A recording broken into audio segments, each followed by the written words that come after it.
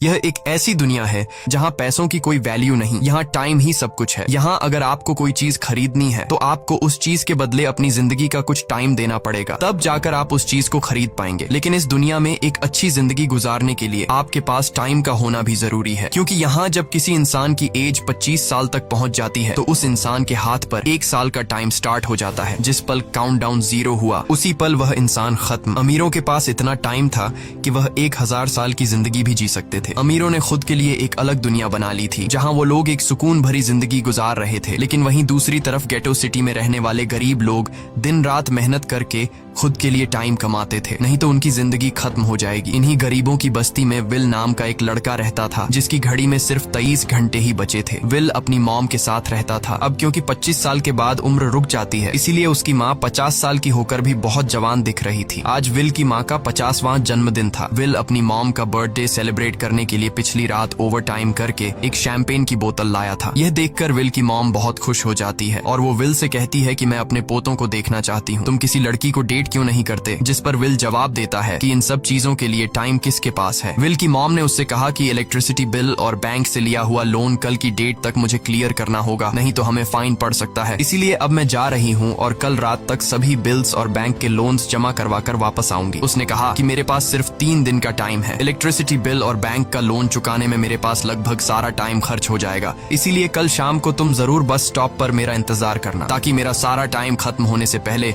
मैं तुमसे कुछ टाइम ले सकूं। इस पर विल ने कहा ठीक है, मैं टाइम पर पहुंच जाऊंगा। जाने से पहले विल की माँ विल के हाथ को छूकर उसकी बॉडी में 30 मिनट ट्रांसफर करती है ताकि विल अच्छा नाश्ता खरीद कर खा सके। इसके बाद दोनों अपने अपने काम पर निकल गए। रास्ते में विल के पास एक छोटी बच्ची आती है। वो विल को एक कैप्सूल देकर विल से उसका थोड़ा सा टाइम मांगती है। विल मुस्कुराते हुए उस छोटी बच्ची को कैप्सूल में अपनी जिंदगी का 5 मिनट का टाइम दे देता है और वह चली जाती है। यहाँ हमें पता चलता है कि यह लोग अपने टाइम को एक कैप्सूल में स्टोर भी कर सकते हैं, जिससे यह लोग कभी भी यूज और ट्रांसफर कर सकते हैं। इसके बाद विल काम के लिए फैक्ट्री पहुंच जाता है। काम शुरू करने से पहले वह कॉफी लेने जाता है, लेकिन वहाँ वह देखता है कि हर एक चीज का दाम डबल हो गया है। जहां पहले कॉफी 2 मिनट की मिलती थी, अब उसका प्राइस डबल होकर 4 मिनट हो चुका है। यहाँ पर कभी भी किसी चीज का भी दाम बढ़ा दिया जाता है बिना किसी अनाउंसमेंट के। ये बात विल को बहुत बुरी लगती है। मजबूरी में विल ने भी कॉफी के लिए अपनी जिंदगी के 4 मिनट पे किए और काम पर लग गया। दिन भर के काम के बाद रात के वक्त विल अपने दोस्त के साथ एक बार में जाता है। विल का दोस्त एक नंबर का शराबी था। वह हर वक्त शराब के नशे में टली रहता। विल का दोस्त विल को इशारे में बताता है कि वह आदमी सबको फ्री में दारू पिला रहा है और उसके पास बहुत ज्यादा टाइम है। ये सुनकर विल ने जब उस आदमी की तरफ देखा तो उसे चारों तरफ से लड़कियों ने घेरा हुआ था। विल की जब उस आदमी की घड़ी पर नजर गई तो उस आदमी के पास 116 साल का टाइम था। ये देखकर विल समझ जाता है कि यह आदमी ग्रीनिच सिटी से है, क्योंकि गेटो सिटी में लोगों के पास ज्यादा से ज्यादा 2 दिन का टाइम होता है। विल उस आदमी के पास आया और उसे वार्न करने लगा कि यहाँ पर तुम्हें नहीं होना चाहिए था। यहाँ चोरों का खतरा है, ये लोग तुम्हें मारकर तुम्हारा टाइम चुरा लेंगे, इसलिए जल्दी से यहाँ से निकल जाओ। लेकिन वो आदमी विल की बातों को सीरियस नहीं लेता और उसे इग्नोर करके ड्रिंक करने लग जाता है। तभी उस बार में फोर्टिस नाम का एक गैंगस्टर अपने ग्रुप के साथ आया, जिसे देखकर सारे लोग बाहर निकल भागे। दरअसल यह शहर के सबसे बड़े गुंडे हैं जो लोगों से जबरदस्ती टाइम चुराते हैं। विल का दोस्त विल को पकड़कर ले जाने लगा, लेकिन विल ने जाने से इनकार कर दिया और वहाँ एक कोने में छिपकर सब कुछ देखने लगा। फोर्टिस उस अमीर आदमी से उसका सारा टाइम लूटने आया था। फोर्टिस उस अमीर आदमी को चैलेंज करता है कि चलो पंजा लड़ाते हैं और जो हारेगा वह अपना सारा टाइम जीतने वाले को दे देगा। ये टाइम फाइट आर्म रेसलिंग की तरह थी, जिसमें 2 लोगों को एक दूसरे की कलाई पकड़नी होती थी। जिस भी इंसान की कलाई नीचे होती थी उसका टाइम घटने लगता था और वो टाइम उस आदमी के हाथ में ट्रांसफर होने लगता था जिसकी कलाई ऊपर होती थी। इस तरह जीतने वाला इंसान सारा टाइम उस दूसरे आदमी से अपनी बॉडी में स्टोर करके उसे मार देता। फोर्टिस उस आदमी से कहता है, क्या तुम इसके लिए तैयार हो? इस पर उस अमीर आदमी ने कहा कि मैंने बहुत ज्यादा ड्रिंक की हुई है, इसलिए मुझे कुछ टाइम चाहिए, उसके बाद मैं तुम्हारे चैलेंज के लिए तैयार हूँ। फोर्टिस कहता है कि ठीक है, ये तुम्हारी आखिरी ख्वाहिश है, जाओ, मैं तुम्हें तैयार होने के लिए कुछ मिनट देता हूँ। फोर्टिस उसके साथ अपना एक आदमी भी भेज देता है ताकि यह भाग न सके। वो अमीर आदमी बाथरूम में आकर बहुत ज्यादा उल्टियां करने लग जाता है, क्योंकि उसे काफी चढ़ गई थी। इसलिए अगर वो इस हालत में फोर्टिस से पंजा लड़ता तो इस अमीर आदमी का हारना कंफर्म था। तभी विल वहाँ पर आ जाता है। वो फोर्टिस के के आदमी को मारकर उस अमीर आदमी को अपने साथ उस जगह से बाहर निकाल लेता है और उसे फोर्टिस से बचाकर एक सेफ जगह पे ले आया। विल ने उस अमीर आदमी से कहा कि मैंने तुमसे कहा भी कि तुम्हारी जान को खतरा है, तुम जानबूझकर अपना टाइम क्यों बर्बाद कर रहे हो। वो आदमी विल को अपना नाम हेनरी बताता है और वो विल से पूछता है कि तुम्हारी उम्र कितनी है। विल ने बताया 28 साल। हेनरी ने कहा मेरी उम्र 105 साल है और अब मैं जिंदगी से थक चुका हूँ। मैंने अपनी लाइफ में हर एक चीज का मजा लिया है और अब मुझे इस जिंदगी की जरूरत नहीं है, मैं जीना नहीं चाहता। ये सुनकर विल ने हैरानी से पूछा आखिर तुम कहना क्या चाहते हो। इस पर हेनरी ने कहा लगता है तुम अब तक हकीकत से अनजान हो। क्या तुमने कभी सोचा है कि इस दुनिया में अलग अलग टाइम जोन्स क्यों बनाए गए हैं?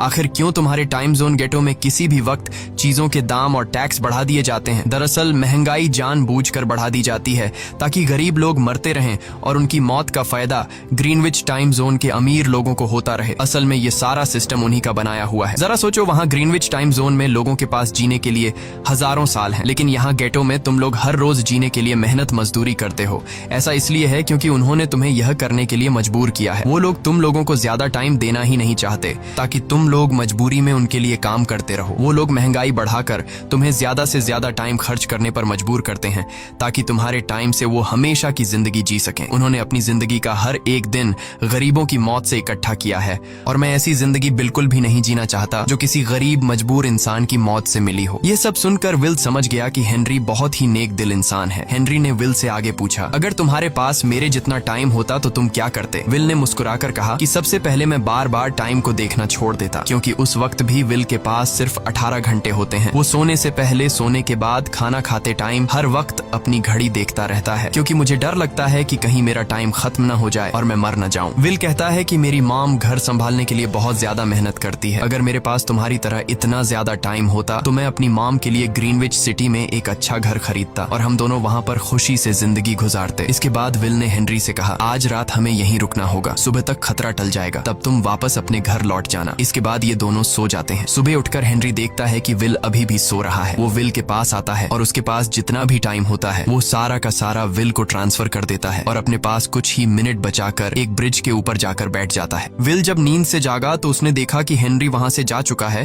तभी हमेशा की तरह नींद से जागने के बाद विल ने अपनी घड़ी में नजर डाली। विल की घड़ी में 116 साल ऐड हो चुके थे। यह देखकर उसकी आंखें खुली की खुली रह गईं। उसे लगा कि वो अभी भी नींद में है और सपना देख रहा है। इसी दौरान विल की नजर विंडो पर पड़ी जिस पर लिखा था मेरा टाइम बर्बाद मत करना। वो समझ जाता है कि हेनरी ने मुझे अपना सारा समय दे दिया है। तभी विल ने हेनरी को दूर एक ब्रिज के किनारे पर बैठे देखा। विल जल्दी से हेनरी की तरफ भागा, लेकिन अब बहुत देर हो चुकी थी क्योंकि हेनरी के पास अब बस कुछ ही सेकंड्स बचे थे और थोड़ी देर बाद वो एक झटके से मरकर ब्रिज से नीचे पानी में गिर गया। विल को हेनरी की मौत का बहुत ज्यादा दुख होता है। अब विल के पास 116 साल की जिंदगी थी और वो समझ जाता है कि अगर मैं यहाँ पर रहा तो लोग समझेंगे कि हेनरी को इसी ने मारा है। विल जल्दी से अपने दोस्त के पास जाता है। विल का दोस्त विल के हाथ में इतना सारा टाइम देखकर शॉक रह जाता है, जिसके बाद विल ने अपने दोस्त को दोस्ती की खातिर 10 साल का टाइम दिया। ये देखकर विल का दोस्त उसका दिल से शुक्रिया अदा करता है। विल कहता है कि यहाँ रहना मेरे लिए अब ठीक नहीं, क्योंकि इतने ज्यादा टाइम को देखते हुए मेरा टाइम छीनने के लिए कोई भी मुझे मार सकता है। अब मैं अपनी माँ के लिए ग्रीनविच सिटी में एक अच्छा सा घर खरीद सकता हूँ और वहाँ पर एक सेफ लाइफ गुजारूंगा। जिसके बाद विल अपने दोस्त को गुड बाय कहकर वहाँ से निकल जाता है और सीधा उस बस स्टॉप पर जाकर मॉम का इंतजार करने लगता है, जहाँ 2 दिन पहले उसकी मॉम ने उससे कहा था कि मैं इलेक्ट्रिसिटी का बिल और बैंक का लोन चुकाकर इस बस स्टॉप पर पहुंचूंगी। दूसरी तरफ विल की मॉम सारे लोन और बिल्स भरने के बाद घर लौटने के लिए बस में चढ़ी, पर तभी उसे पता लगा कि एक ही दिन में बस की टिकट के दाम डबल हो गए थे। पहले जहां टिकट 1 घंटे में आती थी वहीं अब प्राइस 2 घंटे हो गया था। ये देखकर विल की मॉम बहुत ज्यादा परेशान हो जाती है क्योंकि विल की मॉम के पास सिर्फ 1.5 घंटा बचा था। विल की मॉम बस ड्राइवर से रिक्वेस्ट करती है कि अगले स्टॉप पर मेरा बेटा उसे बाकी का टाइम दे देगा, लेकिन बस ड्राइवर ने साफ इनकार कर दिया और कहा कि अगर टाइम नहीं है तो फिर पैदल चली जाओ। लेकिन विल की मॉम को पता था कि अगला बस स्टॉप बहुत दूर है, अगर वह पैदल भी जाती है तो उसे पहुंचने में 2 घंटे लगेंगे। उस वक्त बस में ढेर सारे पैसेंजर्स सवार थे। विल की मॉम ने उनसे भी रिक्वेस्ट की पर किसी ने भी उनकी मदद नहीं की। इतने में ही बस वहां से निकल गई। विल की मॉम रेचल के पास पास ज्यादा टाइम नहीं बचा था, इसलिए वह दौड़ती हुई पैदल घर की तरफ भागने लगी। दूसरी तरफ विल अपनी मॉम के लिए फूलों का गुलदस्ता लिए बस स्टॉप पर उनका इंतजार कर रहा था, क्योंकि आज उसे अपनी मॉम का बर्थडे सेलिब्रेट करना था। बस जब उस स्टॉप पर पहुंची तो कई सारे पैसेंजर्स उतर आए, पर उनमें से विल की मॉम नहीं थी। विल यह देखकर परेशान हो जाता है और उसे समझ आ गया कि जरूर उसकी मॉम मुसीबत में है। वह उसी वक्त अपनी मॉम की तलाश में भागा। उधर रेचल के पास अब कुछ ही मिनट बचे थे। वह रास्ते में आने वाली गाड़ियों और लोगों के घरों का दरवाजा पीट पीट कर उनसे थोड़ा समय उधार मांग रही थी, लेकिन कोई भी उसकी मदद करने को तैयार नहीं था। इधर विल जब कुछ दूर गया तो उसे उसकी मॉम दौड़ती हुई नजर आ गई। अपनी मॉम को भागते हुए देख विल समझ गया कि उनके पास ज्यादा टाइम नहीं है। वह अपना हाथ आगे करके तेजी से उनकी तरफ दौड़ने लगा। उधर रेचल के पास अब सिर्फ 10 सेकंड्स ही रह गए थे। वह भी पूरी तेजी से विल की ओर भाग रही थी, लेकिन जैसे ही रेचल अपने बेटे विल के पास पहुंची, उसका टाइम खत्म हो जाता है और वह मर जाती है। यह देखकर विल को बहुत दुख होता है, क्योंकि उसने अपनी मॉम के लिए क्या कुछ नहीं सोचा था। वह चीख चीख कर रोने लगा। अगली सुबह तक हेनरी की डेड बॉडी टाइम कीपर्स को मिल चुकी थी। ये टाइम कीपर्स वहां पर इन्वेस्टिगेशन करते हैं। आज की दुनिया में टाइम कीपर्स होते थे जो पुलिस की तरह थे। इन टाइम कीपर्स का काम भी क्राइम को रोकना होता है। टाइम कीपर्स के ऑफिसर रेमंड ने उस जगह में अच्छी तरह से जांच की, लेकिन उसे कोई भी क्लू नहीं मिला। तभी रेमंड की नजर उस ब्रिज के पास लगे सीसीटीवी कैमरा की तरफ गई। वह सीसीटीवी फुटेज चेक करने सीसीटीवी रूम के लिए निकल पड़ा। दूसरी तरफ विल समझ चुका था कि उसकी मॉम की मौत के लिए ग्रीनिच में रहने वाले अमीर लोग ही जिम्मेदार हैं, जिन्होंने गेटो शहर के लोगों को एक एक सेकंड का मोहताज बना दिया है। अब विल उनसे बदला लेने ग्रीनिच की तरफ निकल पड़ा और यहाँ से होती है असल कहानी शुरू। ग्रीनविच सिटी में एंटर होने के लिए विल को 1 साल का टाइम खर्च करना पड़ा और ग्रीनिच सिटी जा पहुंचा। वहाँ जब विल ने अमीर लोगों का लाइफस्टाइल देखा तो उसकी आंखें खुली की खुली रह गईं। वहाँ लोगों के पास इतना टाइम था कि वो लोग मरने का नाम तक भूल गए थे। यहाँ पर अमीर लोग के बॉडीगार्ड के पास भी 100 साल से भी ज्यादा का टाइम था। ये देखकर विल गुस्से से लाल हो जाता है, क्योंकि विल जिस शहर से आया था वहाँ पर लोगों के पास सिर्फ 24 घंटे की जिंदगी थी। विल वहाँ एक महंगे होटल में रुकता है। खाना खाते दौरान एक बहुत ही खूबसूरत लड़की विल को देखती है, जैसे उसे विल पसंद आ गया हो। दूसरी तरफ टाइम कीपर रेमंड हेनरी की मौत के वक्त का सीसीटीवी फुटेज चेक कर रहा था। तभी उसे फुटेज में विल दिखाई देता है। हालांकि कैमरा ने हेनरी को ब्रिज से गिरते हुए रिकॉर्ड नहीं किया था, लेकिन उस फुटेज में विल ब्रिज के पास खड़ा नजर आ रहा था, जिससे रेमंड को विल पर शक होने लगा। इसलिए रेमंड ने अपनी टीम को विल के बारे में जानकारी इकट्ठा करने को कहा। रिसर्च के दौरान टाइम कीपर्स को यह बात पता चल जाती है कि विल नाम का एक आदमी बहुत सारा टाइम खर्च करके ग्रीनविच सिटी में एंटर हो गया है, जिससे रेमंड को यह बात कंफर्म हो जाती है कि विल ने ही हेनरी को मारा है। रेमंड उसी वक्त अपनी टीम के साथ ग्रीनविच शहर की ओर रवाना हो गया। दूसरी ओर ग्रीनविच शहर में विल एक कैसीनो में आया, जहाँ कुछ अमीर लोग पोकर खेल रहे थे। विल भी उनके साथ बैठ जाता है। एक नए आदमी को देखकर ये लोग उस पर हंसने लगते हैं, लेकिन विल गैम्बलिंग में माहिर था। आज उसके लिए अमीरों से पैसे निकालने का सबसे अच्छा मौका था। विल ने फिलिप नाम के एक रईस आदमी के साथ पोकर की बाजी खेली। फिलिप यहाँ का सबसे रईस इंसान है। उसके पास खुद का एक टाइम बैंक है जो लोगों को लोन पर टाइम देता है। फिलिप के साथ उसकी डॉटर भी बैठी होती है। यह वही लड़की है जो कुछ देर पहले विल को गौर से देख रही थी। गेम जब शुरू हो जाती है तब विल अपनी लाइफ का सारा टाइम दांव पर लगा देता है और अपनी माइंड के बदौलत वो फिलिप से 1100 साल जीत जाता है। यह देखकर फिलिप की बेटी सिल्विया विल से काफी ज्यादा इम्प्रेस हो जाती है। उसने विल को कल रात अपने घर पार्टी पर इनवाइट किया। फिर अगली शाम विल एक नई नवेली कार खरीद कर फिलिप की पार्टी में जा पहुंचा। वहीं पार्टी के दौरान विल और सिल्विया डांस करने लगते हैं और सिल्विया मन ही मन विल को दिल दे बैठी। वो अपनी दिल की बात विल से करने ही वाली थी कि तभी टाइम कीपर रेमंड अपनी टीम के साथ वहां पहुंचता है और विल को पकड़ लेते हैं। विल को खूनी समझकर सिल्विया भी उससे नाराज हो गई। रेमंड ने सबसे पहले विल का सारा टाइम उससे छीन कर सिर्फ 2 घंटे दिए। उसके बाद वो विल को हेनरी के खून के इल्जाम में गिरफ्तार करने लगा। रेमंड विल से पूछता है कि तुमने हेनरी को क्यों मारा। विल उसे कहता है कि मैंने उसे मारा नहीं था, बल्कि वो खुद जीना नहीं चाहता था, इसलिए उसने मुझे 116 साल दी और बाद में उसने खुद की जान ली। लेकिन रेमंड विल की बात पर यकीन नहीं करता। विल समझ जाता है कि रेमंड मुझे हेनरी के झूठे केस में फंसाकर उम्र भर कैद के लिए मुझे जेल में डाल देगा। इसलिए वह मौका देखते ही रेमंड के आदमियों को मारकर खुद को आजाद कर लेता है और उनकी बंदूक लेकर सिल्विया को बंदी बना लिया। सिल्विया को ढाल बनाकर विल उसे साथ लेकर भाग निकला और रेमंड और उसके आदमियों को चकमा देता हुआ वापस गेटो शहर आ पहुंचा। इस दौरान विल के पास टाइम काफी कम बचा था। उसने सिल्विया से कुछ टाइम उधार मांगा, लेकिन सिल्विया ने उसे 1 सेकंड भी देने से इनकार कर दिया, क्योंकि वह भी उसे हेनरी का खूनी समझ रही थी। इसलिए वो और तेजी से गेटो शहर की तरफ कार दौड़ाता है ताकि वहां पहुंचकर किसी से टाइम उधार ले सके। जल्दबाजी में उसका ध्यान आगे सड़क पर बिछी कंटीली तारों पर नहीं पड़ता, जिससे टकराते ही विल की कार ब्रिज से नीचे गिर जाती है। इस एक्सीडेंट में विल और सिल्विया बेहोश हो गए। असल में रास्ते में वह कांटे फोर्टिस और उसकी गैंग ने बिछाए थे। फोर्टिस ने देखा कि सिल्विया के पास 10 साल का टाइम था। वो सिल्विया का सारा टाइम चुरा कर वहाँ से निकल जाते हैं। इतने में ही विल और सिल्विया को होश आया। सिल्विया ने जब अपने हाथ की तरफ देखा तो वो परेशान हुई, क्योंकि उसके पास सिर्फ 30 मिनट ही बचे थे और विल के पास भी कुछ मिनट ही बचे थे। पर फिर भी उसने सिल्विया को अपने कुछ मिनट दिए, जिससे इन दोनों का टाइम बराबर हो गया। इसके बाद विल सिल्विया को लेकर जल्दी से अपने दोस्त के घर जाता है,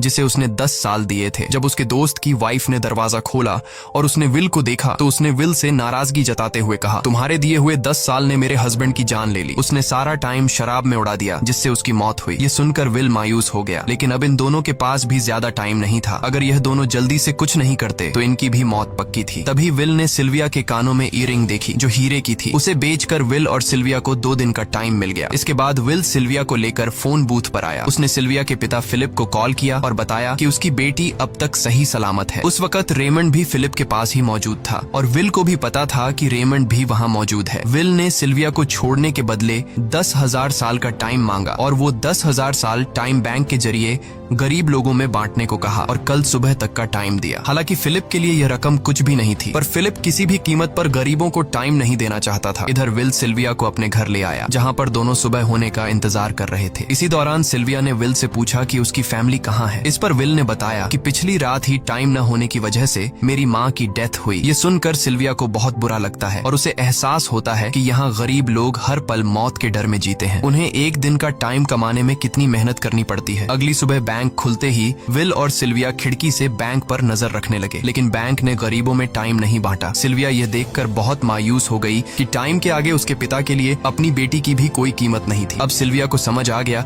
कि उसके पिता सिर्फ बिजनेसमैन नहीं है, बल्कि वो इस सिस्टम के हेड हैं। वो गरीब लोगों की मौत से अपनी जिंदगी के साल जमा करते हैं। सिल्विया को यूं मायूस देखकर विल ने उसे वापस घर भेजने का फैसला किया। वो उसे फोन बूथ पे ले आया और अपने पिता को कॉल करके अपने लिए मदद बुलाने को कहा। इस दौरान विल सिल्विया को वेपन भी दे देता है ताकि वो खुद की हिफाजत कर सके। इधर सिल्विया फोन पर अपने पिता से बात कर रही थी कि तभी टाइम कीपर रेमंड चुपके से वहां आ पहुंचा और विल पर गन तान दी। रेमंड विल पर गोली चलाने ही वाला था कि तभी सिल्विया ने रेमंड को देख लिया और घबराहट में रेमंड पर गोली चला दी। ये देख विल घबरा कर रेमंड के पास आया। हालांकि वो गोली रेमंड के हाथ को छू कर निकल गई थी। रेमंड के हाथ से बहुत खून निकल रहा था। विल ने रेमंड की घड़ी देखी। रेमंड के पास सिर्फ 2 घंटे बचे थे। दरअसल टाइम कीपर्स को भी सैलरी के तौर पर हर रोज 1 दिन का ही टाइम मिलता था। विल समझ गया कि जब तक रेमंड के पास उसके टीम वाले पहुंचेंगे तब तक रेमंड का ज्यादा खून बहने की वजह से उसकी मौत हो गई होगी। इसलिए विल रेमंड को 2 घंटे का टाइम देते हुए रेमंड की कार को लेकर वहां से निकल गया। रेमंड को गोली मारकर अब सिल्विया भी क्राइम लिस्ट में आ चुकी थी। हालांकि विल ने सिल्विया से कहा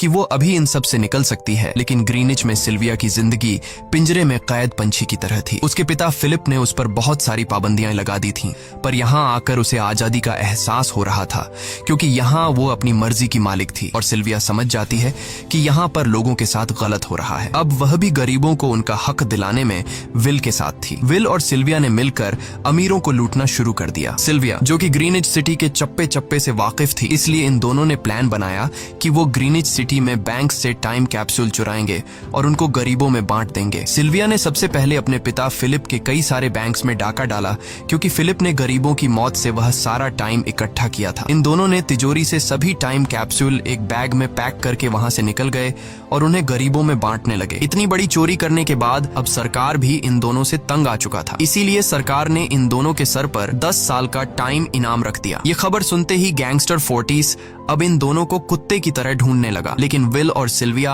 हर रोज अपना ठिकाना बदलते रहते थे, जिससे वो किसी के हाथ नहीं आते थे। यह दोनों एक होटल में छुपे हुए थे। इनके पास टाइम की कमी तो थी नहीं, इसलिए उन्होंने पूरे होटल को ही बुक कर लिया था। फोर्टिस इन दोनों की तलाश में उस होटल के बाहर आ पहुंचा। वहां उसने कुछ लोगों को पकड़कर उनसे विल और सिल्विया के बारे में पूछने लगा, लेकिन उन लोगों पर विल और सिल्विया के बहुत एहसानात थे, इसलिए ये लोग मरने के लिए तो तैयार थे, पर विल और सिल्विया का ठिकाना बताने के लिए तैयार नहीं थे। लेकिन जब फोर्टिस ने उन लोगों पर बहुत ज्यादा जोर जबरदस्ती की, तो उनमें से एक बंदा मौत के डर से फोर्टिस को उस होटल के बारे में बता देता है जहां विल और सिल्विया छुपे हुए थे, जिसके बाद फोर्टिस फौरन अपनी गैंग के साथ वहां पर पहुंच जाता है और इन दोनों को पकड़ लेता है। अब विल और सिल्विया का उनसे बच पाना नामुमकिन नामुमकिन था। फोर्टिस ने विल को एक टेबल पर बैठा दिया और उसे टाइम फाइट के लिए चैलेंज किया। विल समझ गया कि अगर मैंने चैलेंज से इनकार किया तो फोर्टिस के गैंग वाले लोग मुझे मार देंगे, इसलिए क्यों ना आज इसके साथ पंजा आजमाया जाए। फोर्टिस और विल ने एक दूसरे की कलाई पकड़ ली और मौत का खेल शुरू हुआ। फोर्टिस माहिर खिलाड़ी था, उसने शुरुआत में ही विल का हाथ नीचे कर दिया, जिससे विल का टाइम तेजी से फोर्टिस में ट्रांसफर होने लगा। लेकिन विल बिल्कुल जोर ही नहीं लगा रहा था, जैसे कि वो जानबूझकर हार रहा हो। पर जैसे ही विल के पास अपनी लाइफ के 3 से 4 सेकंड बचे, तभी विल ने अपनी पावर दिखाई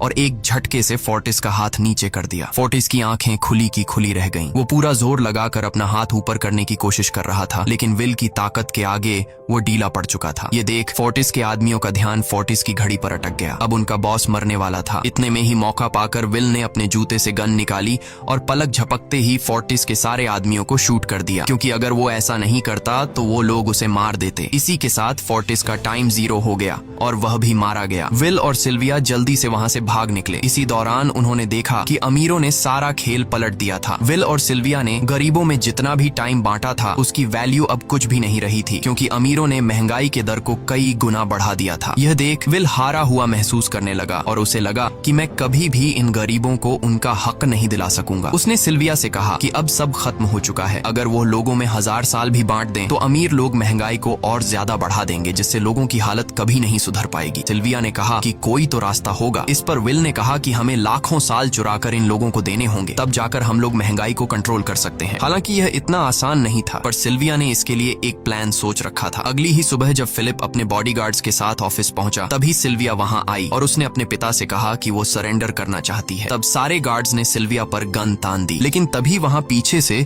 गार्ड के बेस में छिपा विल वहां आ पहुंचा। उसने फिलिप के सर पर गन रखी और उसके जरिए लॉकर का दरवाजा खुलवाया। विल और सिल्विया ने फिलिप के लॉकर से एक टाइम कैप्सूल चुरा लिया, जिसमें 10 लाख साल का टाइम मौजूद था। इस टाइम कैप्सूल का एक साल गरीबों की ही मौत से आया था। विल और सिल्विया वह टाइम कैप्सूल लेकर भाग जाते हैं। इधर रेमंड को जब यह बात पता चली तो वह फौरन विल और सिल्विया के पीछे लग गया। जब रेमंड ने अपने हाथ पर घड़ी को देखा तो उसके पास 1 घंटे से भी कम टाइम बचा हुआ था। वह हेडक्वार्टर कॉल करके कहता है कि मुझे मेरी सैलरी कैप्सूल में भेज दो, मेरे पास टाइम कम है। लेकिन इससे पहले कि वह अपनी बॉडी में कैप्सूल से टाइम ट्रांसफर कर पाता, उसे विल की कार दिख जाती है और वह कैप्सूल से अपनी बॉडी में बिना टाइम ट्रांसफर किए उनके पीछे लग जाता है, क्योंकि अगर वो 10 लाख साल गरीबों को मिल जाते तो गेटो टाइम जोन का हर एक इंसान अमर हो जाता और अमीरों का बनाया पूरा सिस्टम तहस नहस हो जाता। रेमंड ने विल और सिल्विया को पकड़ने के लिए अपनी पूरी जी जान लगा दी, लेकिन वो उन्हें रोक नहीं पाया। विल और सिल्विया रेमंड को चकमा देकर गेटो शहर आ गए